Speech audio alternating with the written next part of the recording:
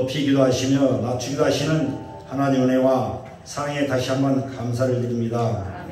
이 시간 하나님의 은혜에 감격하여 드리는 신령과 진정한 예배를 기쁘게 주님 받아 주시옵소서. 우리들이 무덤 산복대가 지금 지속되고 있습니다. 그동안 우리가 살아 숨쉬는 동안 하나님을 잃어버리지 않게 하시고 신앙의 기쁨을 잃지 않도록 축복하여 주시며 날마다 복음에 증인된 삶으로 살게 하여 주시옵소서. 금년도도 벌써 반이라는 세월이 흘러갔습니다.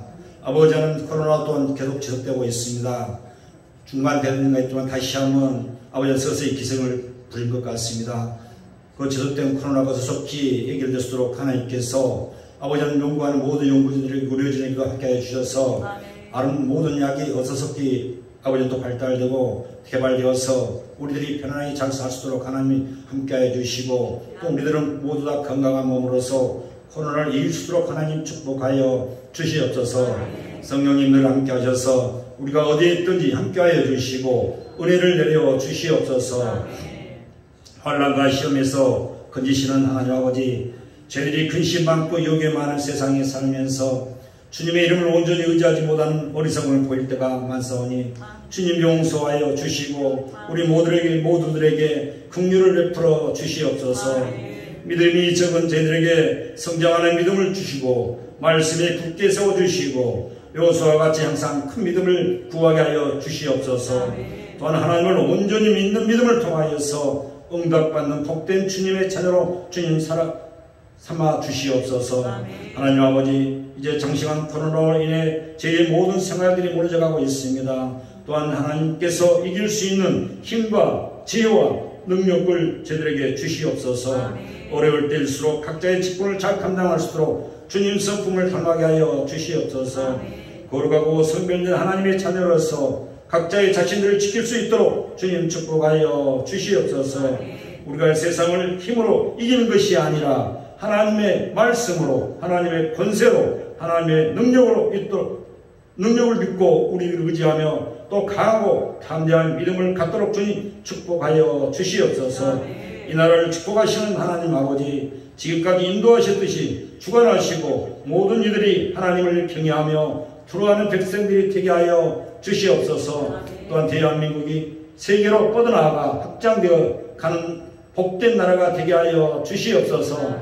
새로 뽑혀진 이정자들 주님께서 축복하여 주시고 저희들이 공의로운 하나님을 경외하며 용서와 화합으로서 국민에 대한 존경심을 갖고 국정을 잘 이끌어가는 지혜를 허락하게 하여 주시옵소서.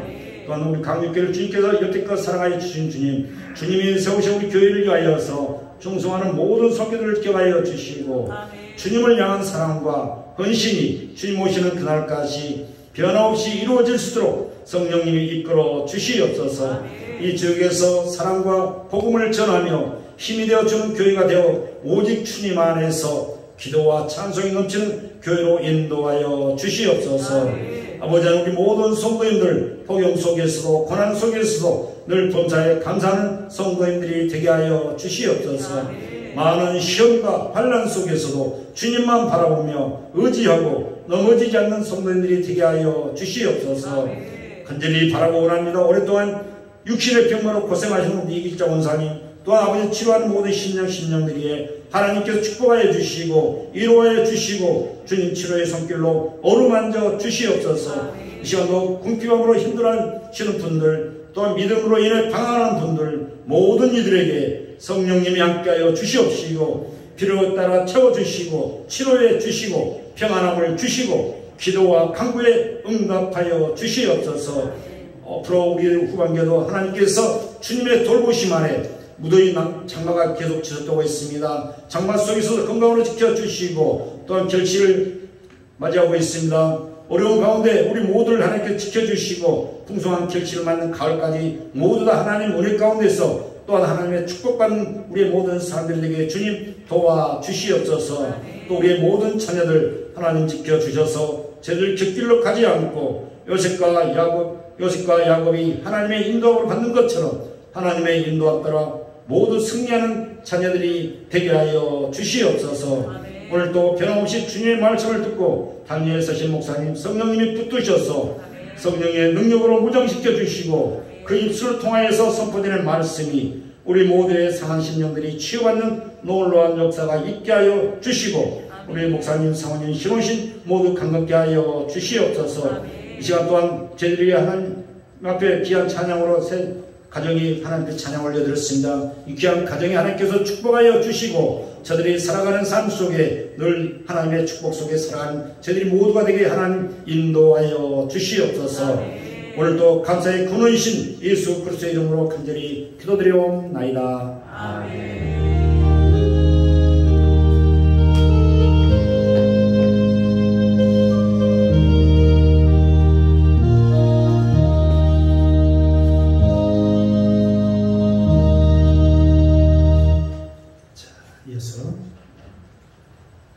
하나님께서 우리에게 주시는 축복의 말씀 보겠습니다.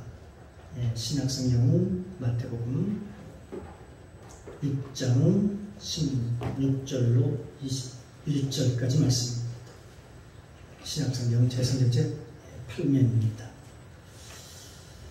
제가 먼저 봉독합니다.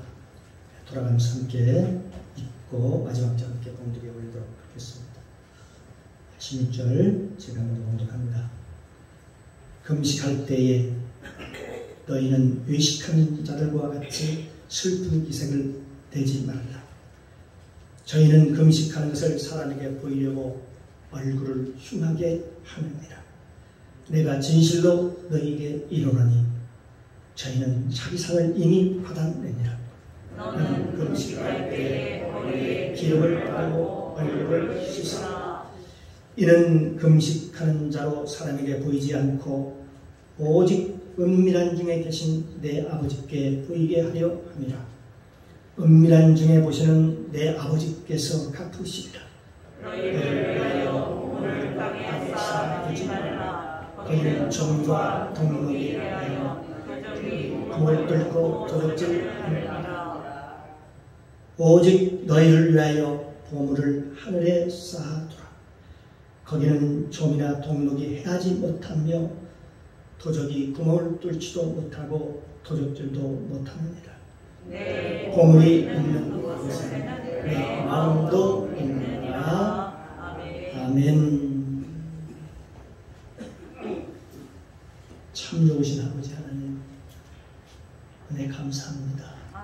한 주간도 하나님의 은혜 가운데 주님의 눈동자같이 지켜주셨다가 복된 날 주셔서 주님 앞에 나와 주님을 찬양하게 하시고 주님의 이름으로 기도하게 하시고 주의 성호를 높이며 또 생명의 말씀을 믿음으로 받게 하시니 감사합니다. 이 시간은 믿음으로 받는 말씀을 받는 시간입니다.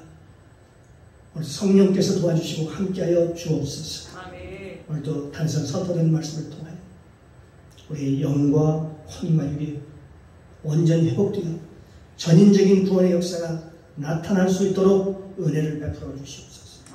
이 시간 성령님 모시고 인정하고 환영합니다. 충만하게 임재하옵소서. 예배의 시종을 아버지께 부탁드리며 예수님의 이름으로 감사드리며 기도드립니다. 아멘. 할렐루야. 우리 옆에 분과 인사합니다. 주님의 이름으로 사랑합니다. 옆에 다시 한번 사랑합니다. 당신은 하나님이 보시기에 두고 보기에도 귀한 사람입니다. 복의 사람입니다. 복덩어리입니다. 아멘. 하나님 이렇게 복되게 보시고 복덩어리를 보십니다. 오늘도 이 시간 주님의 은혜가 저와 여러분 가운데 충만하게 임재하시기를 주님의 이름으로 축복합니다. 오늘 함께 은혜를 나눌 말씀의 제목은 삶의 우선순위와 물질관, 삶의 우선순위와 물질관이라는 이 제목을 가지고 함께 은혜를 나누겠습니다. 이 마태복음에는 우리가 은밀하게 해야 될 것, 은밀하게 해야 될 것, 이 세 가지를 말씀하고 있습니다. 첫 번째는 뭘까요? 첫 번째는 기도를 은밀하게 하라는 것이고, 두 번째는 구제를 할 때의 구제를 은밀하게 하라는 것이고, 또 세 번째는 금식을 할 때도 금식을 은밀하게 하라고 그렇게 말씀하고 있습니다. 그러므로 구제는 사람에게 하는 것이 아닙니다. 기도도 마찬가지입니다. 기도도 사람에게 하는 것이 아닙니다. 또한 금식도 사람에게 하는 것이 아니라 그렇게 성경은 우리에게 말씀해 주고 있습니다. 그럼 누구에게 해야 할까요? 바로 하나님이시죠. 우리가 하나님이 이걸 보시고 너희에게 갚으시리라 그렇게 말씀하신 걸 보면은 분명합니다. 우리가 구제와 그리고 기도와 금식은 하나님 앞에서 하나님이 보시도록 해라 그렇게 말씀하십니다. 하나님이 보신다는 것이죠. 사람들은 구제는 보통 이렇게 생각합니다. 이웃에게 불쌍한 사람에게 하는 것이다 그렇게 생각을 합니다. 또 보통 구제라고 하는 것을 저 사람은 내가 도와줄 사람이다. 저 사람 참 사는 모습을 보니까 참 불쌍한 사람이다. 그리고 힘들고 어려운 사람들에게 내가 구제한다라고 그렇게 생각을 합니다. 그런데 성경은 우리에게 말하기를 구제는 누구에게 하는 것이냐? 바로 사람에게 하는 것이 아니라 하나님께 하는 것이다. 우리 분명히 우리가 이걸 사람에게 하는 것이 아니라 하나님께 한다는 사실을 우리가 말씀을 통해서 깨닫기를 주님의 이름으로 축복합니다. 네. 그래서 하나님께 하듯 하라는 것입니다. 하나님께 하듯. 그렇게 말씀하시는 것이죠. 그러므로 구제할 때에 너희가 은밀하게 하라. 그러니까 오른손이 하는 것을 왼손이 모르게 그렇게 하라고 그렇게 말씀하고 있습니다. 우리가 기도할 때도 마찬가지입니다. 이것도 사람에게 기도하는 것이 아니라 하나님께 기도하는 것이니까 너희가 하나님이 듣도록 은밀한 가운데 하나님께 진실한 마음으로 진심으로 마음을 다하고 뜻을 다하고 성품을 다해서 누구에 하라는 겁니까? 하나님께 하라는 것입니다. 또한 금식하는 것도 마찬가지입니다. 금식도 누구에게 한다고 그랬어요? 하나님께 하는 것입니다. 그러므로 하나님이 보시도록 하라고 말씀하고 있습니다. 이 은밀하게 해야 될 이 세 가지가 바로 기도, 구제와 기도, 그리고 금식이라고 그렇게 말씀하고 있습니다. 마태복음 6장 16절 이하에 보면 그러면 금식은 어떻게 해야 되는 것입니까?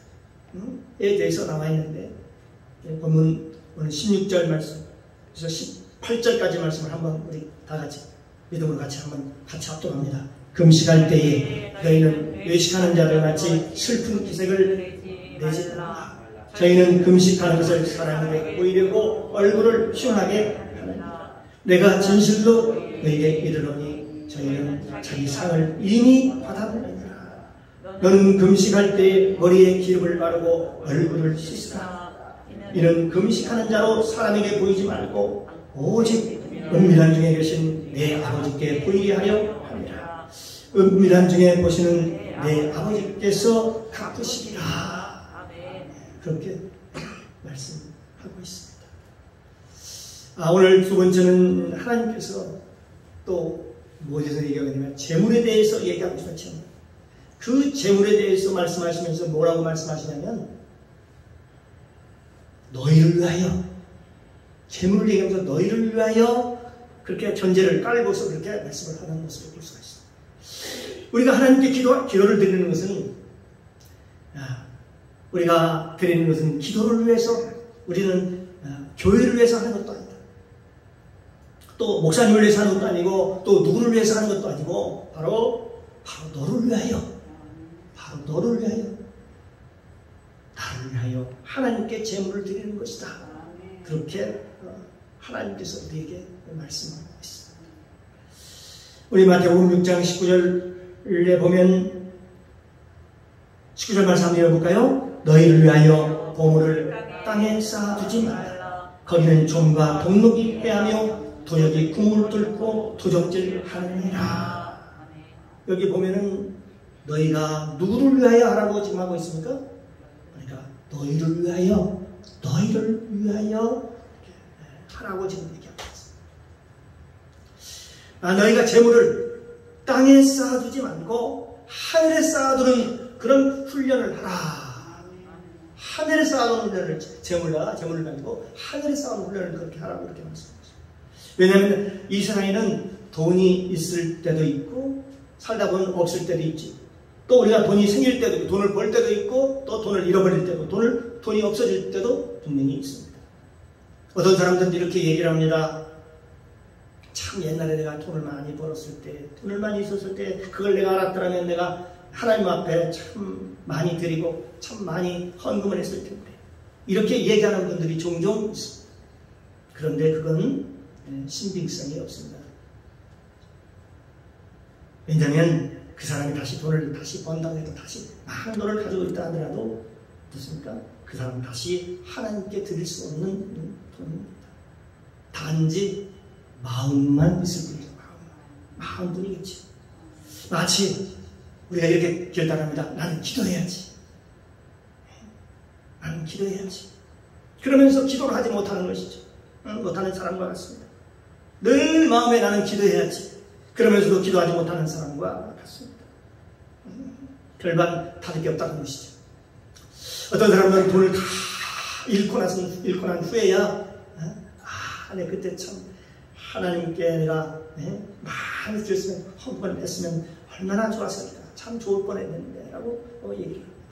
그때 참 내가 재물이 많을 때 내가 하나님께 드렸으면 얼마나 좋았을까. 그렇게 사람들은요, 생각은 우리 생각 속에서 얼마든지 그런 생각을 할 수 있다는 것이죠. 그러나 행동으로 옮기는 것은 나의 의지가 필요합니다. 그러나 그에게 다시 재물이 주어진다면 그건 다시 하나님께 드리지 못할 것을 우리가 아는 것이죠. 또 하나님께서 그것을 알고 계시는 것이죠. 사랑하는 성도 여러분, 물질이라고 하는 것은 뭐가 있어가지고 하나님께 헌신하는 것이 아닙니다. 이 물질이라고 하는 것은 하나님께 내 마음을 드리는 것입니다. 우리의 사랑을 하나님께 드리는 것입니다. 요한복음 3장 16에 하나님의 사랑을 이처럼 사랑하사 독생자를 주셨어요. 라고 말씀하고 있습니다. 하나님을 이처럼 사랑했다고 했을 때 우리도 그 사랑으로 우리의 사랑을 하나님께 드리는 것입니다. 그래서 하나님께서는 왜 하늘에 드리라고 얘기를 하고 있는 것입니다. 왜 하늘에 드리라고, 왜 하나님께 하늘에 쌓아두라 그렇게 얘기를 하는 겁니다. 그렇게 하면 거기에는 도둑을 맞지 않는다 그렇게 얘기하는 것이죠. 거기는 도둑이 와서 구멍을 뚫지도 못하고 도둑질도 못하지만 이 땅에서는요, 어떻습니까? 언제 그것이 없을지 모르고 사라질지도 모른다 그렇게 말씀하는 거죠. 하나님께 쌓아준다는 것은 영원히 사라지지 않고 하나님께 30배, 60배, 100배로 우리에게 채워지게 되는 것입니다. 물론 어떤 사람들은 기부엔 테이크라고 합니다. 주고받는다. 네가 이만큼 주었습니다. 이만큼 내가 받는다. 내가 이만큼 받았으니 이만큼 준다. 라는 그런 마음으로 하는 사람들이 있습니다. 내가 이 땅에서 이만큼 심었으면 하나님께도 그런 생각을 해요. 내가 이만큼 하나님께 심었으면 이 땅에서 이만큼 받겠지. 그런 것은 하나님께 드려지는 것이 아니죠. 그건 우리가 다시 받기 위해서 마치 조건부로 네가 나를 사랑하면 나도 너를 사랑한다고 하는 것처럼 조건부로 드리는 것이죠. 우리가 하나님께 드리는 것은 이 땅에서 누리는 축복도 있지만 중요한 것은 하늘에 우리가 드려진 것, 하늘에서 주는, 위에서 주는 그런 하나님의 영광, 하나님의 축복, 이것도 어마어마하게 대단히 크다는 사실입니다. 그렇습니다. 하나님께 드리는 것은요, 하나도 땅에 떨어지지 않습니다. 없어지지 않습니다. 이 세상에 우리가 남는 것은 무엇일까요? 이 세상에 우리가 살면서 남는 것은 무엇일까요? 이 세상에 우리가 살면서 남는 것은 유일한 것이 하나가 있다면 바로 뭘까요? 하나님께 드리는 것, 하나님께 드리는 것 외에는 남지 않습니다. 우리가 이 세상을 떠나갈 때 우리의 모든 것, 우리가 가지고 있는 그 육체까지도 이 세상에서 다 썩어지고 만나는 사실이죠. 그렇습니다. 우리 자녀도 내 것 같지만, 내가 낳았어야 내 것 같지만 내 것이 아닙니다. 내 생명과 내 목숨까지도, 내 생명까지도 내 것이 아닙니다. 그럼 누구 것일까요? 그분의 것입니다. 하나님의 것입니다. 우리가 이 생을 살아가면서 남는 유일한 것이 있다면, 유일한 것, 그것이 있다면 이 세상에서 살아가면서 유일하게 남는 것이 무엇인가요? 하나님께 드려지는 것만이 영원히 남는다는 것입니다. 그것만이 영원히 남는다. 성경은요, 우리에게 그걸 말씀으로 우리에게 가르쳐주고 있습니다. 사랑하는 성도 여러분, 하나님께 드려지는 것이 여러 가지 있겠지. 주님께 구제하는 것도, 그리고 하나님께 기도하는 것도, 하나님께 찬양하는 것도, 우리가 하나님께 드려지는 예물뿐만이 아니라 하나님께 드려지는 것만이 영원히 남는다라고 성경은 우리에게 말씀하고 있습니다. 저와 여러분이 이 땅에 살아가면서 남는 장사의 삶, 순이익의 삶을 살아가시기를 주님의 이름으로 축복합니다. 우리가 살아가면서 뭐가 남아야 되지, 하나님 앞에 가서 뭐가 남는 장사를 해야 되지 않겠습니까? 마태복음 6장 19절 이하에 보면 너희를 위하여 보물을 어디에 쌓아두라고 했습니까? 땅에 쌓아두지 말라. 거기는 종과 동록이 해하며 도적이 구멍을 뚫고 도적질도 못하느니라. 오직 너희를 위하여 보물을 하늘에 쌓아두라. 여기 보니까 하늘에 쌓아두라는데 보니까요, 누구를 위해가 아니라 바로 나를 위해서, 너를 위해서 쌓아라고 얘기합니다. 거기는 종과 동록이 해하지 못하며 도적이 구멍을 뚫지도 못하고 도적질도 못하느니라. 아멘이십니까? 하나님께서는 이 두 번째 물질에 대해서 얘기를 합니다. 이것은 우리의 우선순위에 대한 가치의 문제입니다. 예수님께서는 우리에게 말씀하시기를 너희는 이 세상에 살면서 두 주인을 섬기지 못할 것이다. 그렇게 말씀합니다. 그러면 우리가 이 세상의 두 주인이 몇이나 될까요? 어떤 사람들은 나는 불교를 믿습니다. 나는 천주교를 믿습니다. 나는 호랑교를 믿습니다. 나는 유교를 믿습니다. 나는 기독교를 믿습니다. 등등 얘기를 합니다. 마치 많은 사람들이 다양한 정보를 가지고 있으니까 그 사람들의 주인이 굉장히 다양한 것 같지만 성경에는 우리에게 이렇게 얘기해 줬습니다. 우리에게 주인이 둘이라고 얘기를 합니다. 하나는 뭘까요? 하나는 돈이요. 하나는 하나님이십니다. 그래서 돈을 따라가든지 아니면 하나님을 따라가든지 둘뿐이 없습니다. 이 둘밖에 없다는 것입니다. 돈을 더 소중히 생각하든지 아니면 하나님을 더 소중히 생각하든지 둘 중에 하나뿐이다라고 얘기를 하고 있습니다. 사랑하는 성도 여러분, 저는 요즘 이런 생각을 많이 한번 해봅니다. 이미 우리 주요 회사에서 이미 도입되어서 회사에 출근할 때, 아침에 출근할 때 그 출입구에서 출입카드를 찍고 출근을 합니다. 그러면 그 사람이 몇 시에 출근을 하고 또 그 사람에 대한 모든 정보가 그 메인 컴퓨터에, 중앙에 있는 컴퓨터에 전송이 돼서 그대로 그 정보가 저장이 됩니다. 그런데 이 시스템이 오늘날 교회에서도 지금 도입되고 있다는 사실. 주일날 예배를 드리러 올 때에 우리는 시골교회니까 아직 그렇습니다만 주일날 예배를 드릴 때에 성도들이 얼굴을 화면에 대고 들어옵니다. 그 화면에 드는 즉시 컴퓨터로 여러분의 모든 얼굴이 다 인식이 돼가지고 그 그 컴퓨터로 그 중앙 장치로 전송이 됩니다. 그래서 그 모든 것이 그대로 다 정보가 그대로 다 저장이 됩니다. 얼굴 되는 순간 착착 되는 순간 착착착 그 사람의 정보가 컴퓨터에 그대로 보관이 되고 저장이 됩니다. 그래서 누가 몇 시에 예배를 드리러 오고 그 사람의 체온이 몇 도이고 그 사람이 지금 마스크를 썼는지 안 썼는지 그것이 다 체킹이 돼서 컴퓨터에 저장이 됩니다. 여러분, 이런 과학적 시스템이 얼마 가지 아니해서 아마 우리 집에 보편화될 것 같습니다.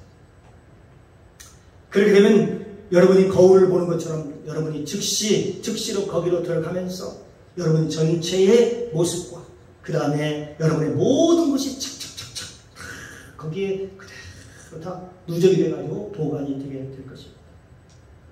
그래서 여러분들이 그 교회에 교회에 출입하는 모든 것들이 다 정확하게 기억이 될 것입니다.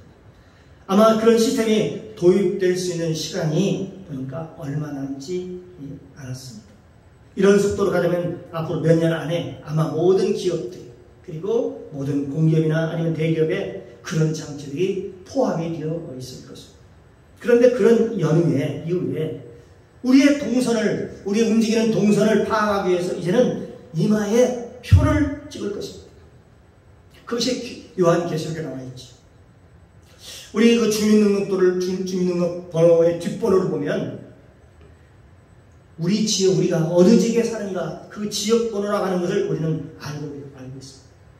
그래서 경찰들이 그걸 주민등록 딱 보면은요, 이 사람이 주민등록 보면서 이 사람이 서울 사람이구나, 이 사람이 경상도 사람이구나, 이 사람이 충청도 사람이구나, 이 사람이 전라도 사람이구나, 또 경기도 사람이구나 하는 것을 금방 다 분별이 됩니다.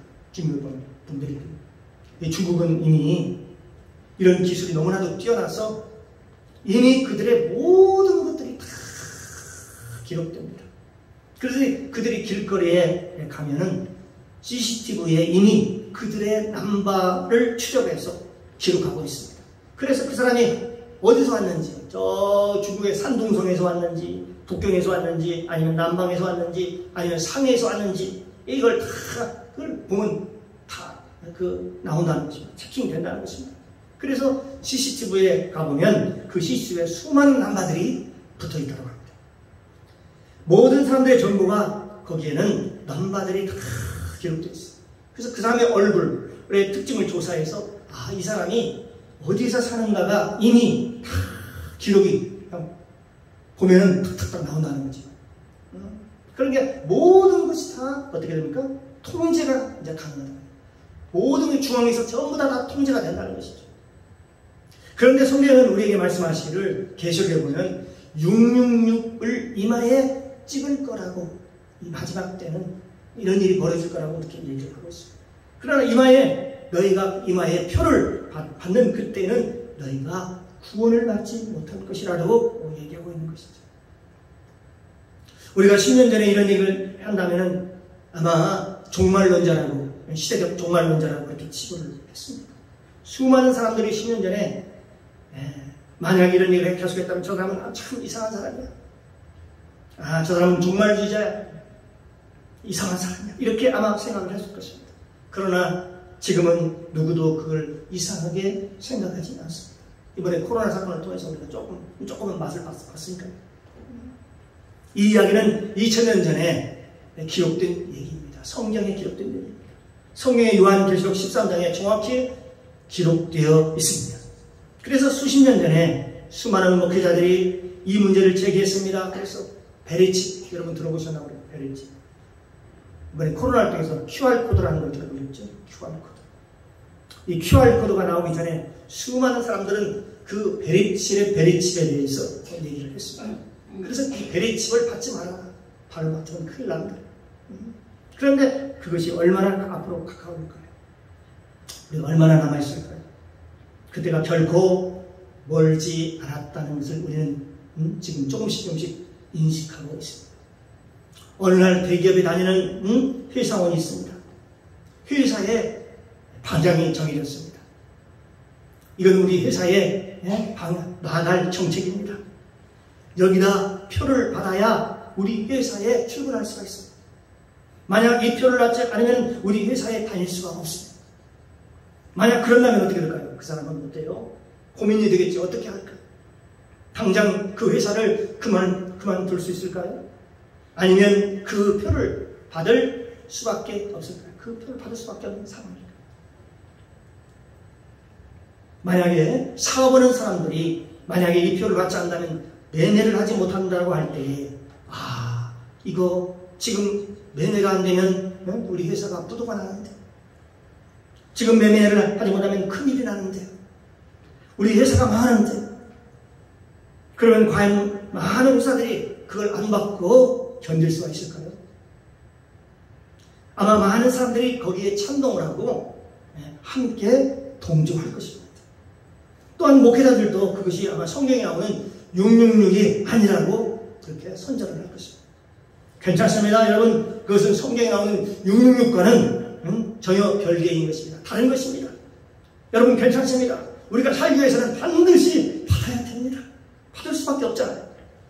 그런 목회자들이 여기저기서 나올 것입니다. 거기에 사람들은 그 소리를 듣고 많은 위안을 받겠죠. 그리고 수많은 사람들이 그 말에 따라서 아마 이마에 표를 받을 것입니다. 그 표를 받는 순간 이는 더 이상 그리스도인으로 살아갈 수가 없습니다. 이제 내가 왜 이제 통제가 들어가고 그 전달한 지식으로 움직여가고 있기 때문에 그렇습니다.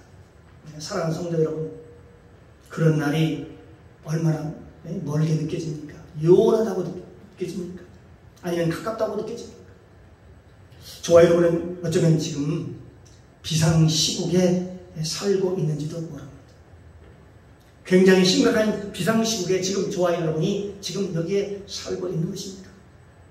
우리는 이 예배 한 번이 얼마나 소중하고 얼마나 중요하다는 것을 우리는 깨달아야 되는 것입니다. 이렇게 준비하고 하나님의 말씀과 찬양으로 준비할 그 시간이 얼마나 남아있을까? 우리가 하나님과 성령의 충만함으로 우리가 예배를 드리고 함께 연합해서 기도하고 연합해서 훈련받고 연합해서 이런 시간이 얼마나 남아있을까? 그 시계는 지금 척척척 진행되고 있습니다. 계속 우리 가까이에 지금 오고 있습니다. 우리는 두 주인을 섬기지 못한다고 할 때에 사람들은 이제 우리가 돈으로 살아가는 방법과 하나님의 방법으로 살아가는 그 방법 중에 이 두 가지 중에 하나를 선택해야 됩니다. 그래요. 우리가 돈이 없어도 하나님과 함께 사는 방법을 우리가 배우지 않으면 안 되는 것이죠. 이스라엘 백성들이 애굽에서 나와서 가나안 땅에 들어가기 위해서 어땠습니까? 광야에서 40년 동안 돈 없이 살아가는 방법을 그들은 배웠습니다. 그들은 철저히 돈이 없이 살아가는 훈련을 받았습니다. 어디서 훈련을 받았을까요? 바로 광야에서 그런 훈련을 받았습니다. 그들은 애굽에서 가지고 온 돈, 물질을 돈도 다 떨어져 버렸습니다. 그들이 먹을 것도 한 달 만에 다 바닥이 났습니다. 다 떨어졌습니다. 이제 광야에서는 만나로 살아가야만 했습니다. 그들은 반석에서 생수를 먹고 나오는 생수를 먹고 살아야 했습니다. 하나님이 주시는 하나님의 베풀어 주는 구름 기둥과 불 기둥으로 인도함을 받아야 했던 것입니다. 우리는 이 세상에 더 이상 돈으로 살아갈 수 없는 시대, 어쩌면 하나님의 절대 능력으로 살아야 되는 그런 시대, 그런 시대에 어쩌면 저와 여러분이 살아갈지도 모릅니다. 그러기 위해서는 저와 여러분 준비해야 되는 것입니다. 주일날 나와서 이렇게 하나님 앞에 예배를 드릴 수 있는 것, 여러분 주일날 나와서 하나님의 말씀을 들을 수 있는 기회가 있다는 것, 그것이 얼마나 소중한 일인지를 모릅니다. 그건요, 북한에 가보면 아니고 지금 중국 땅에 가보면 그걸 할 수가 있는 것이죠. 내 보물이 있는 그곳에 내 마음도 있느니라. 그러면서 두 주인을 섬길 수 없다. 그렇게 얘기를 합니다. 마태복음 6장 24절에 보면 한 사람이, 오늘 마태복음 6장 24절 한번 같이 읽어볼까요? 한 사람이 두 주를 섬기지 못할 것이니 혹 이를 미워하며 저를 사랑하고 혹 이를 중히 여기며 저를 경히 여기니라. 너희가 하나님과 재물을 겸하여 섬기지 못하느니라. 또 21절에 보면 내 보물이 있는 그곳에, 네 보물이 있는 그곳에는 내 마음도 있느니라. 그렇게 말씀하고 있습니다. 사람들은요, 돈이 없으면 이런 생각을 해요. 어떻게 내가 살아가나. 그런 착각에 빠집니다. 왜? 우리는 너무나 거기에 길들여져 있기 때문에, 우리가 돈으로 사는 그 방법에 너무나도 익숙하고 길들여져 있기 때문에 사람들은 돈이 없으면 못 산다라고 그렇게 생각을 합니다. 정말 돈이 없으면 살지 못할까요? 성경은 우리에게 그렇게 말하고 있지 않습니다. 예수님께서 사역하실 때에 돈 가지고 다녀본 적이 없습니다. 제자들이 다닐 때에 돈 가지고 다녀본 적이 없습니다. 또 사도 바울이 다니면서 선교하면서 세계 선교를 하면서 돈 가지고 선교해 본 적이 없습니다. 구약에서도 수없이 우리에게 말씀을 통해서 우리에게 가르쳐주고 있습니다. 돈이 없이도 하나님과 함께 살 수 있다라고 하나님께서 가르쳐 주셨습니다. 사랑하는 성도 여러분, 저와 여러분이 그날이 오기 전에 어쩌면 이런 것들을 준비하고 그리고 훈련해야만이 우리가 살아갈 수 있는 것입니다. 저와 여러분이 그런 마음, 그런 자세로 하루하루 믿음으로 승리하시고 믿음으로 살아가시기를 주님의 이름으로 축원합니다. 기도합니다. 사랑의 주님, 감사합니다. 오늘 선포된 말씀을 통해서 삶의 우선순위가 무엇이, 우리에게 어떤 물질관이 성경에서 성경적인 물질관인지를 깨닫게 하시니 감사합니다. 이제 삶의 우선순위가 정해지고 물질관이 바로 세워지므로 여호와의 복을 받는 저희들이 되게 하여 주시옵소서. 감사드리며 예수님의 이름으로 기도드리옵나이다. 아멘.